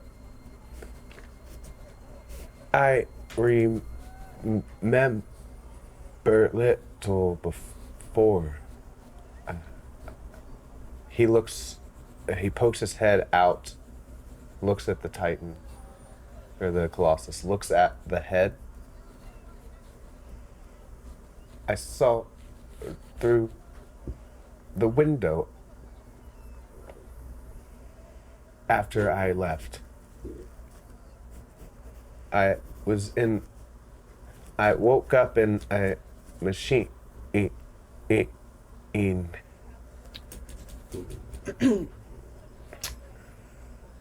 I'm like, would you hold my tea for a second? You can drink it if you need some more. Oh, yes. Yeah, of course. Cool. You go outside and just start like doing one of these. Dong, dong. Until I Just because I find him and be like,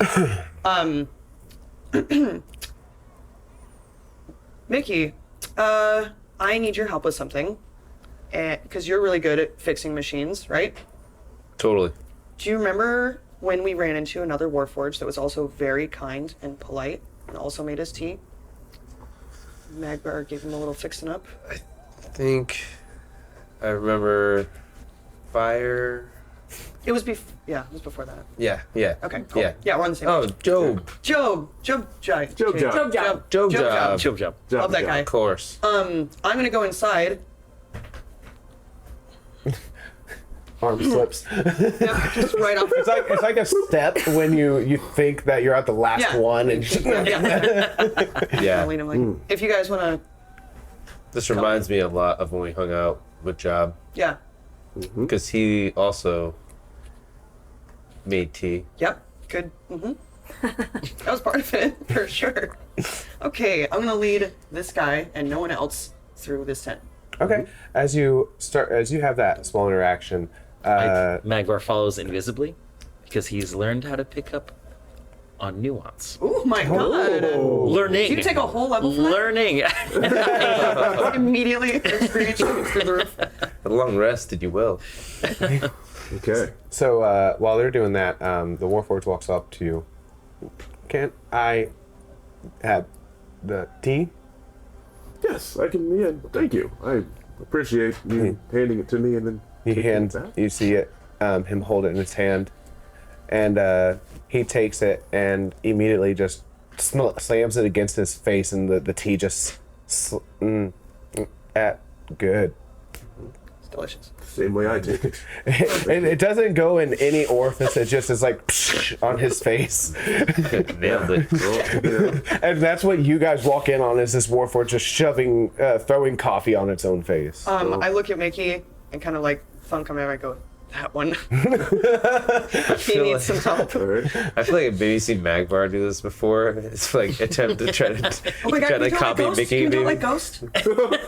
Please? What- Behind what do him, you and want me to I do? want you to fix his head a little bit so he can get some more information out of it. Oh, I see. Right? I don't think I do. I You did a Do I little have an- tinkering, and you also fixed that guy with your healing spell. right. And then he started talking better. I understand invisibility enough to know whether or not casting a spell would remove Give me an Arcana visibility. check. Okay. So I may be able That's to help your with that. visibility, so you- Not in that same way, but doing something different. Okay. Yeah. Dara, what are you doing during Until the this time, by spell the way? ends, anything. Dara? Ooh, This is until the spell ends. it's a nat 20. Whoa! It's Ghost. You know exactly what it is and how it would interact with you, what your interactions with the world would, give it. Okay. What is your question?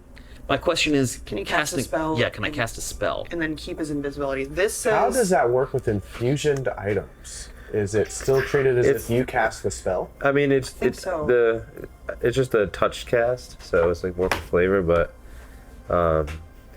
because visible until the spell ends, anything the target is wearing or carrying is invisible as long as it's on the target person. The spell ends for the target that attacks or casts. I thought that was just. Yeah, you would lose it if you cast a spell. Okay, so it's a spell that you cast to fix him. To fix him. Yeah. If you think it's worth it, I mean, I'm trying to. He's the only guy that's talked to us so far. And while you guys are doing that, I just want to check to see, what is it you're doing, Dara? Yeah, so Dara has not left the outside of the tent. She thinks that I would imagine she thinks that Magvar is still outside. Okay. Because Yokai specifically only took Mickey. And Magvar wouldn't necessarily normally follow suit.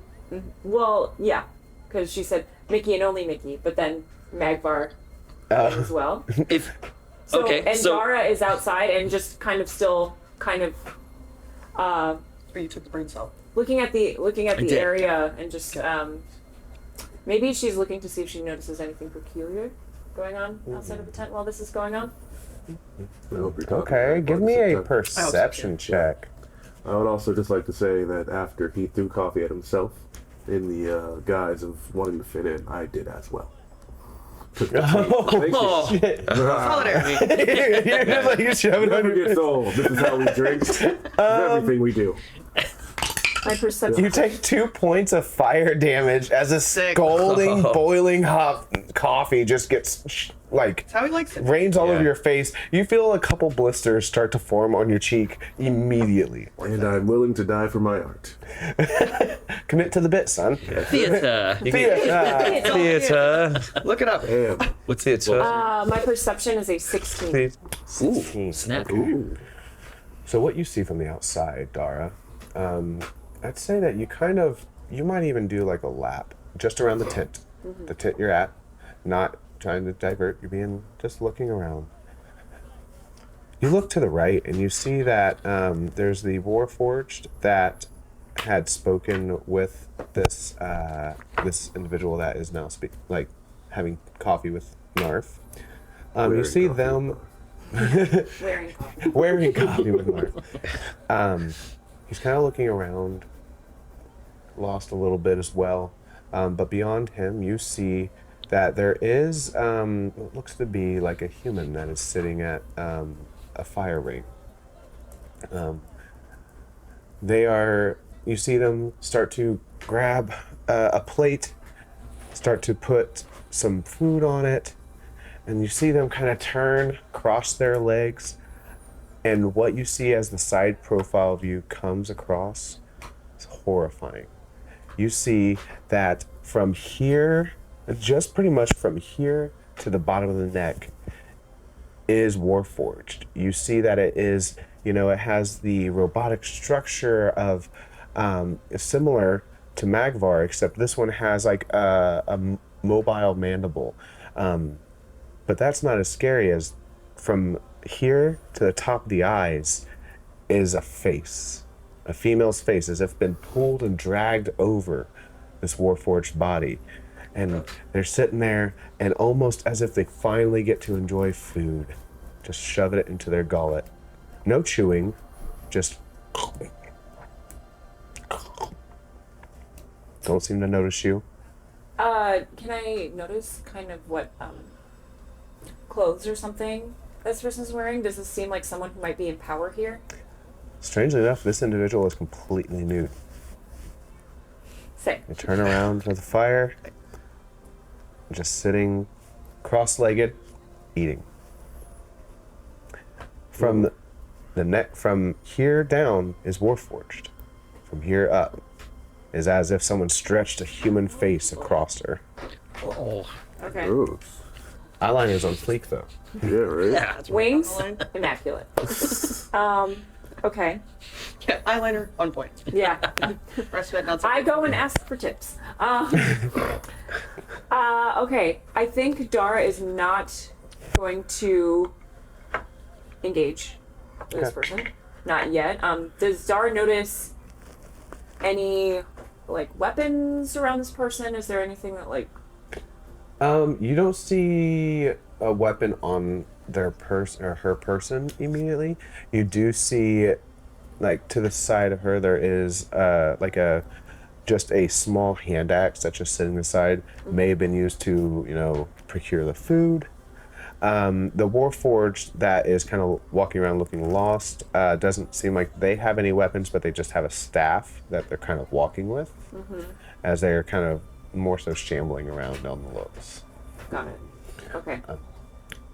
While you're doing that, we'll go ahead and get back into the tent for half a second. What do you guys do as you guys walk in? You walked in the first time to the Warforged shoving coffee on his face, and then you all walk in to Knarf just dousing himself in scalding coffee.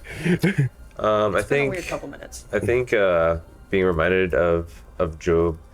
What can Mickey kind of size up what this guy looks like, his head, and because he did watch Magvar, do stuff to the other Warforged. Maybe he can just kind of try to discern if he can do anything at all, or if he can tell what's wrong with them, or if Go ahead and give anything me he knows about. a Tinkerer's check. Okay.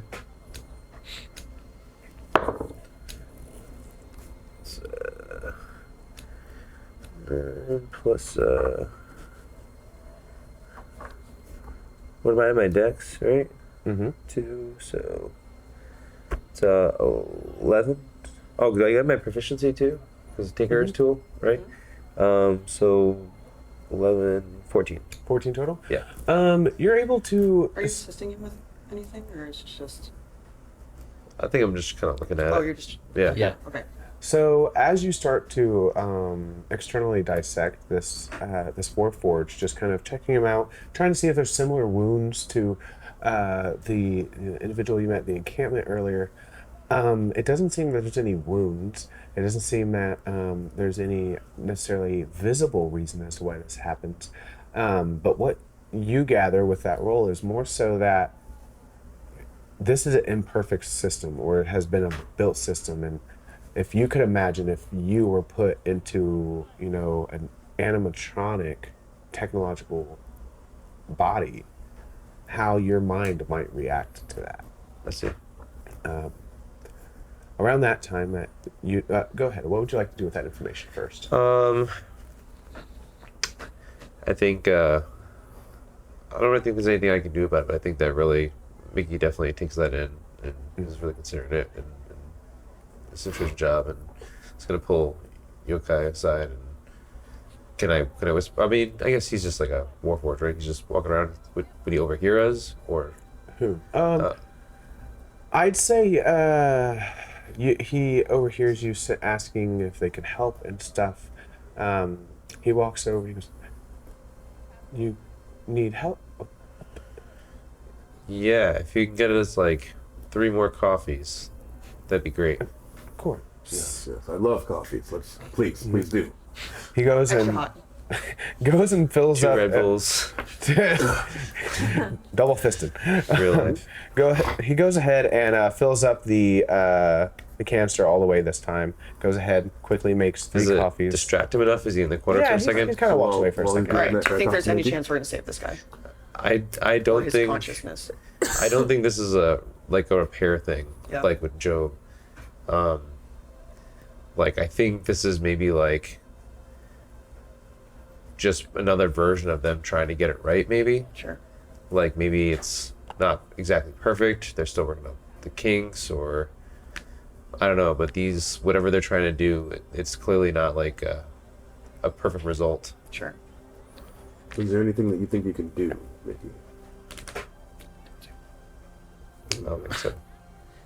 So Magvar realizes that Dara is outside, and he tries to like walk out with it without disturbing the tent flap too much. And he So just, when you said that first, you realized that Dara's outside. What do you mean? Where she was just, she was where you left her? yeah, what right? Like you're Dara's outside the tent. Yeah. Yeah. So he walks outside, kind of just like steps up behind her, and speaks, like way too close to your head because it's Magvar. But he says, Dara, we have to help these people. My body is my body, and I understand what being a Warforged is. Mostly. But these people have become experiments. And as Dara hears that a little too close, I think it like sends a chill down her spine. She's like You're just kind of lucky like that ASMR, Magvar. chill down her spine. Yeah. And says, not looking any particular way, because she doesn't quite, I think you're right. And then maybe gestures over to what she's just seen. As you gesture over, you do see where the woman that's sitting at the campfire, still cross-legged, she's actually now turned her back towards you, back towards the campfire. So you simply see a nude woman that is sitting there, hunched over a campfire, but also you see that there is the other Warforged that kind of passed and talked with the coffee Warforged for right now. Wait, the coffee Warforged past the nude woman? Or is there a third? When you guys first came up, Coffee Warforged had spoken with a Warforged that was like in a garb that came down, and he's walking with a staff, and he seems to be actually walking in your guys' direction. Oh, what color is the garb that he's wearing? It is actually blue, and it has like a blue, larger robe underneath, and then he has like a silver like tunic thingy that comes around his shoulders. Do I recognize that like raiment as any sort of sign of anything? Go ahead and give me a history roll real quick. Okay.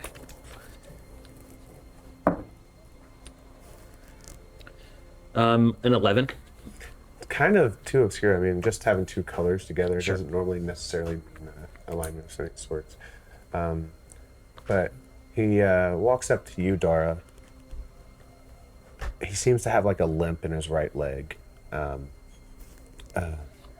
Have you been helped with everything? I can't seem to find many of the others. You must be new. Can I make you comfortable? So this one clearly is a little more, well, I guess Dara wouldn't know that because Dara hasn't talked to job number 2 very much. Side job. Coffee job. Yeah. Yeah. I think Magvar would like try to whisper in her ear since he's like right here. Like, he says like, the Warforged are being forced as slaves for people for skin jobs. For people that have skin. I never want to hear anyone ever say the word skin job again. Nope. No, we're wrong with it. Good job. No. Sorry. Dara hears this and looks at the Warforged in front of her and just says, "What is your name?" They call me Bishop. Not sure why. but I don't remember much. Does this Warforged look any sort of like pieced together at all? You know, like No. He's pretty much unremarkable as far as that goes.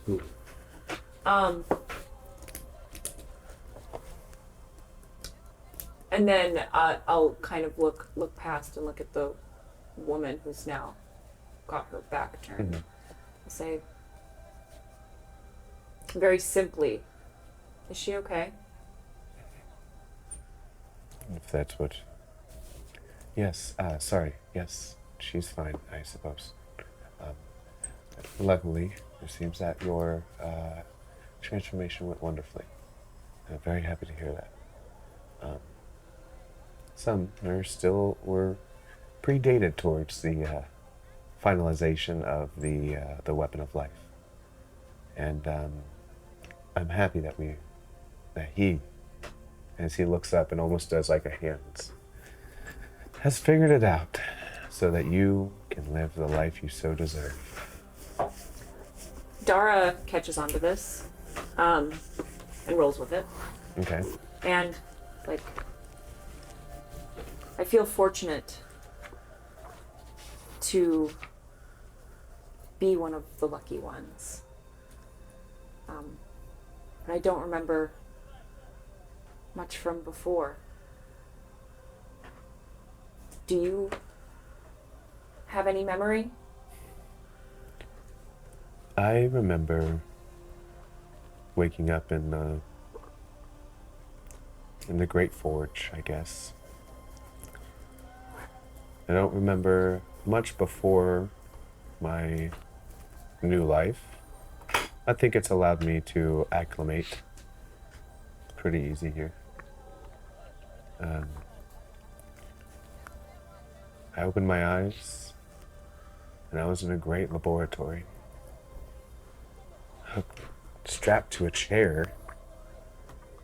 And then I saw a person standing in front of me who was beautiful, had long black hair, was willing to do whatever.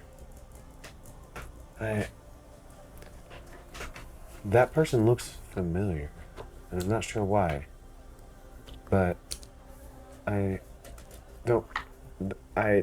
brought me out, and I opened the door, and I was in, and the first thing I saw was this wonderful encampment of Anthropia ahead of me, I guess, through the eyes of the great Colossal, as he gestures up. I've been here for about a year. I'd like to say I'm one of the originals. I'm glad I was able to bless and give new life to somebody who deserved it. Dara asks, this laboratory, and looks back up at the great Colossal, is up there, and points to the head with the, like, window eyes, I suppose, of this great Colossal. Yes, it really is a feat, isn't it? A wonder of making. You see him look forward, deadpan.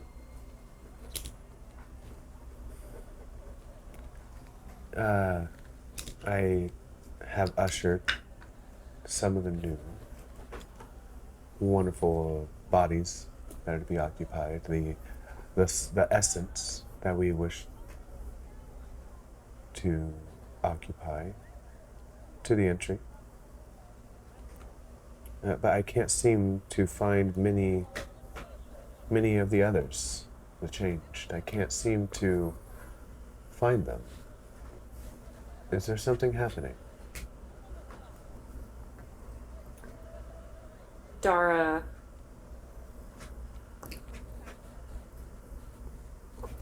looks into the eyes of this Warforged and says, Does this concern you?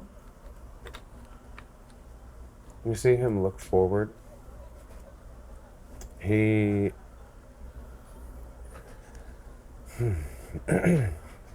looks back at you. He goes, I want you to make a persuasion check for me. I just need to check something real quick. Crit 1. Perceptive. A crit 1? Mm-hmm. You know what? Put it on the... Okay. After so long of him staring up, looking down, and looking at you, seems like he's been really well composed. Out of nowhere, he goes, I hope you all burn! And then he immediately looks forward. I'm sorry. I don't know where that came from. Don't mind me. I hope that it'll be okay. So I think Magvar was listening the whole time because he was standing right by Dara. When Bishop said it was a great making, does that term great making sound familiar? Not necessarily. Okay. Not necessarily in the regards, I think. What is there an inclination that you're trying to lean towards, so I can know the context? I guess I'm wondering if that would have been something that the the seekers that were his like babysitters, if that would have been some sort of something that they would have said. No, not necessarily that you caught on to. Okay. Sorry. Don't apologize. That's fine. It's fine. Okay.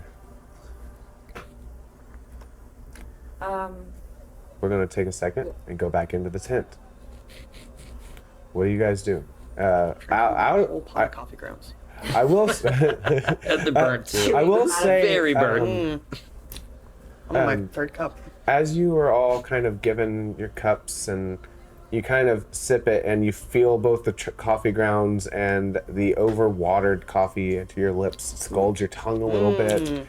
It's more like, I understand that coffee is just bean water, but this one specifically. Extra beans. Very rough. Extra beans. Oops, all beans.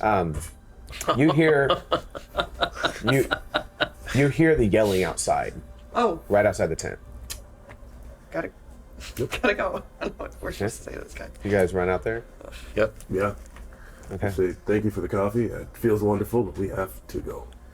I don't thank him. I just drop the cup in his like hands. You just hand it to him or just drop it? No, I just like drop it like out of his hands. Okay. You just drop it out of his hands? Yeah. Okay. You drop it and his hands aren't fast enough and just up, pink, up. I've already turned heel. Oh, Jesus Christ. You guys rush out there and Bishop looks at you. He goes, "I'm sorry for that outburst. I would never have a problem with what is happening here." Are you still invisible? Do I believe him? Yeah. Okay. Can I maybe see how convincing that Roll a was? deception for me. Deception? Or sorry, insight. Okay. I'm running out with Mickey for sure. Trying to get as close to Dara, being that there's a giant warforged standing over. Wow. Another crit 1. Sick, 2 in a row. Whoa. Why do we do this? Why do we just We get the most. suddenly start? The amount of Shit. 1s to 20s over here, son. Crazy. We got a bunch to add too. Yeah, that's true. So, I will say this. I'll say this. This makes it narratively easier. You are shook by the strange outburst and you're so confused that you don't know which side you're trying to perceive. You don't know if it's the outburst or the current stance that you are looking at. Like which one's the truth or which one's a lie, or was that just an emotional outburst? Do I notice the others coming outside? Yeah, you guys all rush out. Great. Yeah, you all rush out and you I run and see- I just go, thunk. Yeah, about 5-6 feet behind you, you hear as Yokai just runs head first into And then Magvar's just start back. casually leaning again. But you do see that Dara is now speaking with this Warforged who's kind of leaning on a staff. He sees you three run out and he goes, I'm so sorry. Would never mean to disturb or to encroach or to make any kind of fear. I'm sorry, I'm not malfunctioning. I'm fine. Make him take us to the leader for atonement. And Dara hears this and says, "There's one thing that can make me more comfortable. Of course. What can I do to help? I would like to make sure that the success of my change is not false. And I'd like to be checked. Can you please take me? Or at least tell me where to go." I am not allowed into the Warforged unaccompanied by. You can. There is two ways. I would happily take you if we go through, and he kind of gestures towards the cinder. If we go main entrance, the guards take a lot longer as it's traversed with traps. I always watch them go through the arm. It's probably safer. Okay. And he kind of gestures towards the right, where you see that there's just a single arm that's kind of holding up this Warforged. Mm-hmm. And I think then Dara looks at the bishop and says, I can take you there. I want to make sure you're taken care of, and I am also very perturbed by the lack of safety that is happening here. I don't know where the others are. Dara says, "I'd like to help calm your mind." Okay. So he guides you all. You guys go around the town. As if he is there anything else that you guys do before he starts leading your way? Mm-hmm. Okay. Yeah. He takes the lead as he takes the right path going around. You watch as the woman looks at you with these this flesh pulled back on her head, as if, and it's just eating away. Even looks at you, and you see him start to eat. She looks at Bishop and just starts to clap. That's a good boy. As you guys all start, you see him shrink a little bit. You guys all go to the very back of this encampment, where there's an arm that is completely stuck to the ground. And he goes over, and there is just a small entryway, and there's a ladder that seems to go up as you see him go and opens a door.